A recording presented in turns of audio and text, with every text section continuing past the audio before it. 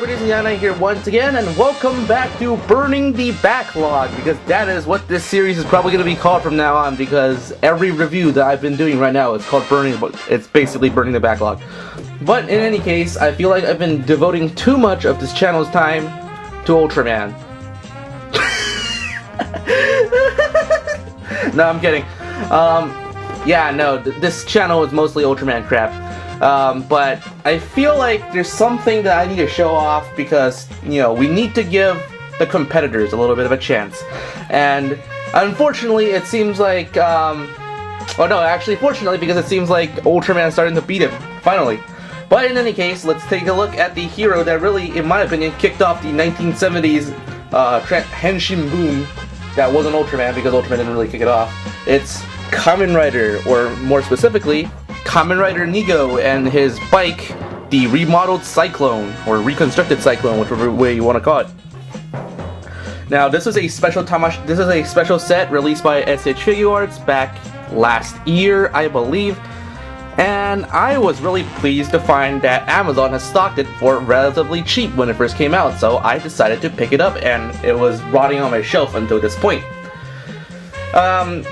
Before I actually get into looking at the box itself, I'm actually going to talk a little bit about what I think is absolute bullshit, which is Tamashi's release schedule. Now, if you know what Tamashi's release schedule is, you know that they're supposed to focus on main heroes, and for Heisei Riders, the main heroes and their final forms. Well, it just so happens that Kamen Rider 1 and Kamen Rider 2 both have various forms. Okay? And for some reason, Rider 1 gets all three of its forms released as regular releases, while Nigo gets relegated for his final form to be released as a standard release, and his original form as a web exclusive. Thankfully, Tamashi realized that they were being idiots because, you know, Sakurajima Ichigo only showed up for like 3 episodes, so he was pointless, and Nigo was carrying the show through the entirety of the late 70s.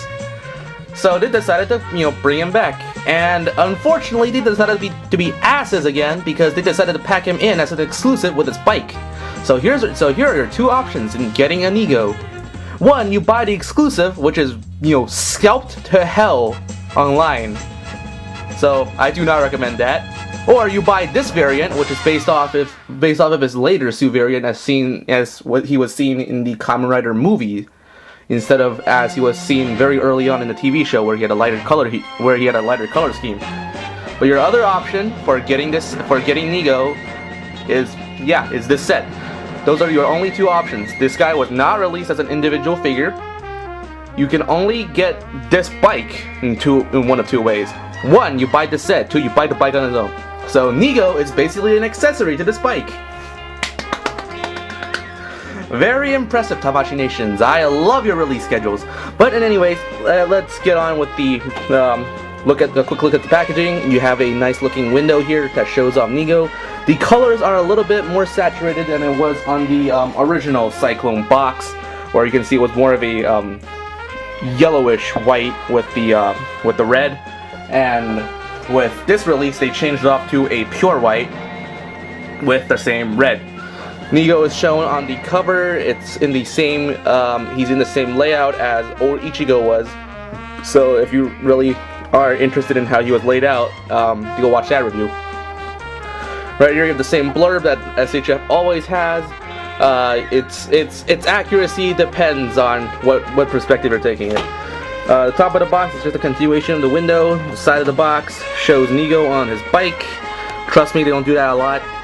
On the other side, you have just the name and the blurb again. On the bottom of the box, you have the pricing information and the thing that Amazon sticks over your boxes. No barcode though, which is kind of interesting. I would have liked to see what the original sale price of this thing was. And on the back, you have this nice looking display in all red. Hey guys, want to take a little bit of, you know, color sample from this thing, you know, where it's a lot easier to see. Well, anyway, you have the only action pose that they ever bothered to show you with Nigo on his bike. Instead of having both of his legs and him sitting down, you have one leg down, so it's going to be kind of awkward with this thing. yeah, so that's the box. Let's get the figures out. I am not going to take out any of the accessories outside of the stock muffler and the bicycle itself. Or, not the bicycle, what the hell am I talking about? The bike itself. So it's just one big plastic bubble. I don't think there were any tape. There were any tape on here when I first picked it up and I first opened it. But who knows? Maybe my memory does not serve me right again. But in any case, we have Nigo here, and we have the Remodeled Cyclone here. And we'll start out the review by taking a look at Nigo. Henshin, and that's the sound that children of the 70s were introduced to when they first turned on their TVs to watch Kamen Rider episode 14. What is it? The demon Saboteguron arrives. At the new hero, Kamen Rider 2, right back then just called Kamen Rider, Hayato Ichimonji transforms into the buggy-eyed superhero to fight the evil of Shocker, and this sculpt actually captures the design quite well. One of the things I really like about these SH Figuarts is the fact that their eyes are, actually compounded, something that Ultrax has been slacking off on for a little while now. Now, the first thing that most sensible people would do is to try and compare this figure to the SH Figuarts Kamen Rider Old 1. And while that is obviously, something that should be done because these two figures are nearly identical, there are still very minute differences. First of all, the entire head sculpt on these two figures are completely different. Ichigo has a more friendly look with the larger and more wide apart eyes, while Nigo has a more kind of contemporary design where it's more human-like. The basic mouthpiece is actually kind of different too, with Nigo sporting a fatter jaw than Ichigo did. So that's kind of interesting. Nigo also does not have the hair sticking out of the back of the helmet like Ichigo does. However, that's where most of the similarities end, because this figure actually borrows basically the entirety of the Ichigo bulk, or the Ichigo buck. Instead of copying from the new Nigo buck for Shin Nigo, they decided to go with the old Ichigo buck, which works to an extent because they were both pretty much the same suit anyway. But there are still huge issues that come along with this design, I guess. One thing that really pisses me off about this release is that, remember how in my old Ichigo review I said that old Ichigo's main torso borrows from the Nigo buck, so he has this line on here? Well, because old Nigo is the same exact thing, he also borrows the Nigo buck. But unfortunately, the silver line on there isn't actually painted in accordance to the sculpted line. In fact, it's painted slightly off-center, which is kind of infuriating, if anything. The rest of the figures are pretty much identical. They didn't borrow any of the arm pieces or any of the leg pieces from new Nigo, so everything about the figure is identical except it has a painted on silver line, which is kind of upsetting in my opinion, because it kind of shows some laziness on Tamashii Nation's part. But in all other regards, these two figures are pretty much twins. They are identical. If you have old Ichigo, you are not missing out on anything by not picking up old Nigo as well. So with that out of the way, let's get on to articulation. I actually hate showing off articulation in these types of videos because they take forever. Not because these are terrible toys, but it feels like I'm doing the same thing every time I show off these articulation points. Because at least with the vinyl kaiju, their different sculpts kind of restrict their motion to a little bit. But for SH Figuarts, they're all pretty much the same. But anyway, let's just get this out of the way as fast as we can. The head moves up and down, and it's on double ball joints, so it looks all around. The fatter jaw does prevent it from looking down a little bit more, though. The muffler is it's the same piece of junk as before. Nothing has improved. The arms are the exact same as in the old Ichigo review. If you want to see a less rushed version of this, go watch the old Ichigo review. The arms are a lot more stiff on this version for whatever reason, and they barely go 180. But they're kind of there. Ab crunch in 2 ball joints in the torso. The pre-Ultrac type of hip. Yes, Ultrac took this design, so yeah, sue me. Pull it down. The legs kick forward very well, not very well backwards because of the butt piece. The knees are very good. The feet are on ball joints with a toe joint. So that's basically the articulation. It's very standard for what you would expect from a common SH Figuarts figure. And before we get off to do anything else, let's take a look at the accessories and then we'll move on to the Remodeled Cyclone. Moving on to accessory count, this is where old Nigo really shows that it's basically an inferior copy because, well, you see something missing? Yeah, there's a lot missing from what old Ichigo offered. Old Ichigo was an individual release and it came with more stuff too. It came with the Rider kick effect part, it came with Tokagiron's special bomb, and it came with a holding hand for the bomb as well as a shocker combat staff. I would have at least expected old Nigo to come with some sort of shocker weaponry because, you know, he did fight, like, what is it, 30 episodes worth of shocker grunts and kaijin. So I would have expected some sort of weaponry at least, but whatever. You win some, you lose some. You get a better head sculpt, but you lose up on the accessories, and, you know, the head sculpt's not really good enough to make up for that, just saying. Moving on, do you want to talk about motorcycles? Because I like talking about motorcycles. Let's talk about the Remodeled Cyclone. Now, I don't actually remember what bike this thing was based off of, but I do know for a fact that this is a bike that they kind of forgot about because it's either New Cyclone or Old Cyclone, and Old Cyclone kind of trumps it in terms of popularity. In fact, in the show, they kind of forgot about it too because Rider 2 keeps switching bikes between shots. Wonderful production value from Toei back in 1970. But in any case, that's the bike. I think it looks very good for what it is. It doesn't come with any of the useless accessories that the Old Cyclone came with. And the detail on this thing is actually quite good. Some part of it looks a little bit awkward, like for example the piping here, because of toy safety regulations, has to have the insides filled in, and that looks awkward as hell. But the engine looks nice, everything else on the mechanic side looks nice, the kickstand works. It's a more traditional kickstand, it has working suspension. Everything else looks fine on the back with the exhaust pipe, so that looks fine. The inside control panels with actual speedometers this time around looks good, and the handlebars are nice and wide, so there's no more of that, you know, crunching problem that the old Cyclone had. So let's compare it a little bit with the old Cyclone.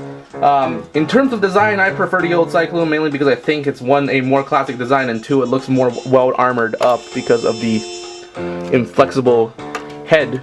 But in terms of actual bikes, I think this is a much more practical bike design, and honestly, they're pretty much on equal levels of quality here. One of the big things about this bike that I think it's a lot better than the old one is the fact that they fixed the gap, the big molding gap between the two parts that it had. It's still visible, but I think it's a lot less prominent than on the old Cyclone, so that's kind of great. That might be because of the white plastic though. But in any shape or form, it turns a lot more than the old Cyclone. It's got a wider turn radius, and it's overall, I think, a good representation of what was seen on the TV show. Oh boy, I can't believe I'm talking about articulation on a motorcycle! But yeah, the articulation on this thing is better than the old Cyclone, but that's not saying a lot considering that bike has very limited stuff to begin with. The head turns a lot more. Big plus. And there's working suspension. Another big plus. That's it.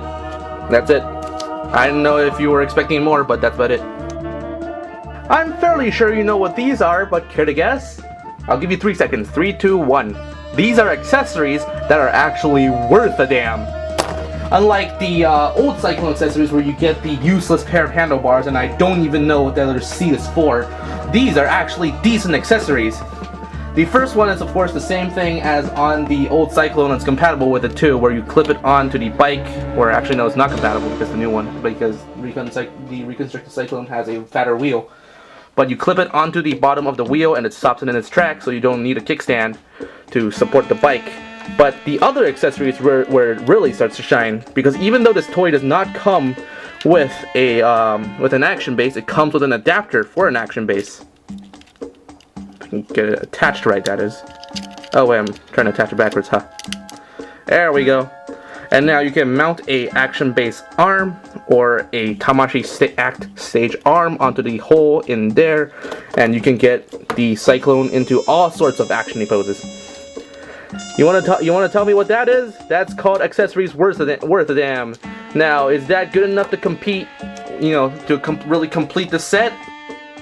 Don't mind that last question, because I'm fairly sure you all knew that it was rhetorical. And if you weren't smart enough to figure that out, well, now you know. But in any case, let's get on to some size comparisons, because unlike before, I now have some Kamen Rider stuff to actually compare it with. Well prepped on my part. So let's begin with, a couple of kaiju that he never faced off against. First of all, let's try Spider-Man.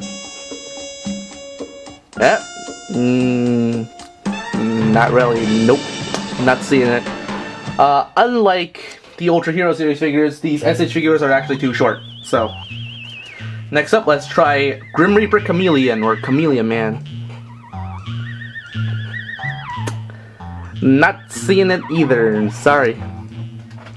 And finally, let's get up with the last kaijin that we have, Zanjo. Which actually doesn't look too bad. Zanjo is actually a really big kaijin in the movie that he showed up in. And that's why he captured the hearts of so many children. Because people liked him a lot. And he was kind of cute looking too. Yeah, he is kind of cute looking, don't judge. So this actually kind of works. Especially because he was powerful enough to take on the Double Riders by himself and last a good while amount of time. But, yep, that's a decent size comparison right there. So, 1 out of 3, he's batting pretty much below average, but that's okay. And finally, let's see. Yeah, not gonna try that again. My hero returned from the grave.